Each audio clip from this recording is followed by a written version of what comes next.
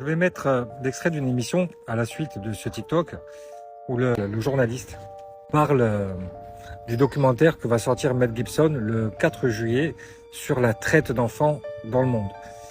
Il y a des chiffres qui font peur, il y aura des images qui peuvent choquer, donc je vais vous demander de regarder ça seul, qu'il n'y ait pas d'enfants autour de vous, de prendre bien connaissance de tout ce qui va être dit, ça sera en 2 parties.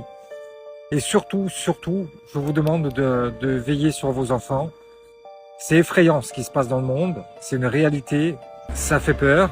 Regardez les vidéos, faites tourner et je sais pas quoi dire d'autre, je suis un peu retourné. Écoutez-moi, au cours des prochaines semaines, vous verrez un certain nombre d'articles de presse des grands médias vous rappelant pourquoi vous devriez détester l'acteur Mel Gibson ou tout du moins pourquoi vous devriez l'ignorer.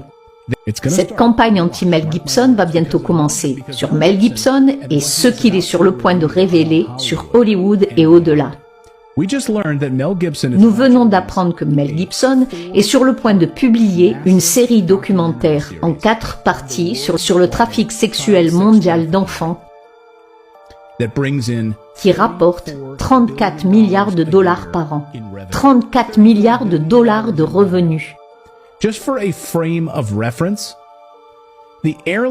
À titre de référence, l'industrie du transport aérien cette année est en passe de réaliser un chiffre d'affaires de 22 milliards de dollars. Puis, le Wall Street Journal a publié en première page un article expliquant comment Mark Zuckerberg, Instagram, promeut activement les rencontres de personnes pour les réseaux de pédophilie. Voici la première page du Wall Street Journal d'aujourd'hui.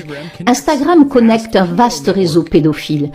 Des dizaines de milliers d'enfants sont amenés aux États-Unis à des fins de trafic sexuel. Notre ami Michael Lyon, ancien correspondant de guerre des Bérets Verts, a couvert cette affaire pour nous en faisant un travail remarquable à la frontière et au Panama à Darien Gap. Il nous a envoyé cette vidéo qu'il a filmée depuis la frontière avec un autre journaliste, car il y a beaucoup d'argent, 34 milliards de dollars d'argent essentiellement pour le trafic de bébés intraçables qui n'ont pas de certificat de naissance, pas d'acte de naissance, pas de dossier.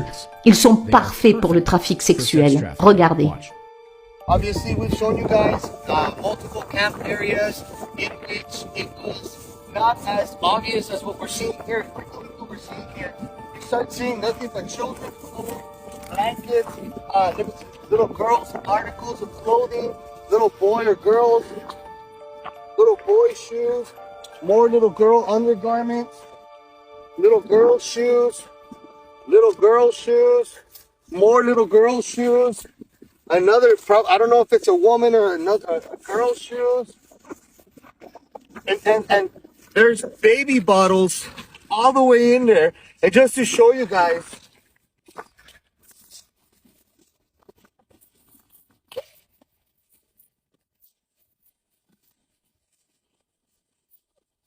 there's multiple baby bottles in here.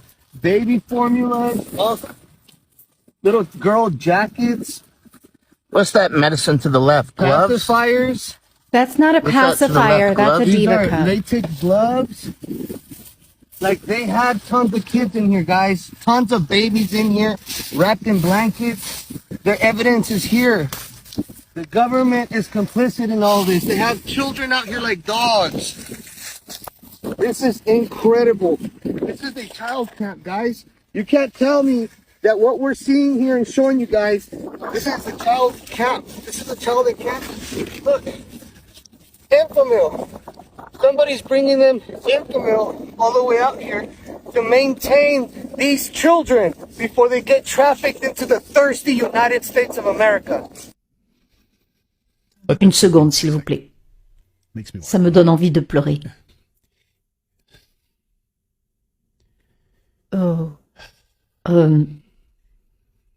Ce qu'il appelait une tétine était en fait une coupe menstruelle qu'il a jetée comme ça. Je veux dire, ce sont vraiment des jeunes. C'est donc aux États-Unis que cela se passe. Les États-Unis étant le plus grand pourvoyeur de ce genre de choses, l'un des plus grands pourvoyeurs de ce genre de choses. Voici un ancien agent de la CIA qui explique exactement comment tout cela fonctionne et pourquoi c'est si rentable et pratiquement intraçable. Ces enfants ne sont pas seulement kidnappés et, dans certains cas, élevés par des familles pour être vendus. Aux États-Unis d'Amérique, des gens élèvent des enfants pour les vendre. Et lorsqu'ils sont vendus, ils arrivent sans certificat de naissance, ce qui signifie qu'il est plus facile de les tuer et que personne ne demande où ils se trouvent. Nous importons également des enfants par avion. Là encore, il s'agit d'enfants sans papier. Il ne s'agit pas seulement d'esclavage d'enfants ou d'abus sexuels sur des enfants. Il s'agit aussi de torture d'enfants. Parce que vous avez du sang avec de l'adrénaline à l'intérieur, vous avez toute la cérémonie de consommation de sang du monde satanique. Puis il y a les cérémonies rituelles et les meurtres rituels, ainsi que les meurtres accidentels. L'autre hypothèse est la suivante. Combien de temps ces enfants survivent-ils dans ce système? Les témoins que j'ai interrogés m'ont parlé de 2 ans. C'est peut-être aussi un peu plus long, 4 ans, peut-être 6 ans. Mais dans l'ensemble, ces enfants sont tellement maltraités. Je veux dire, nous parlons là de viol à l'heure, et ainsi de suite. Ils atteignent leur date de péremption dans les 2 ans, puis ils sont assassinés en toute impunité, ou ils sont assassinés rituellement, si c'est ce pourquoi ils ont été élevés.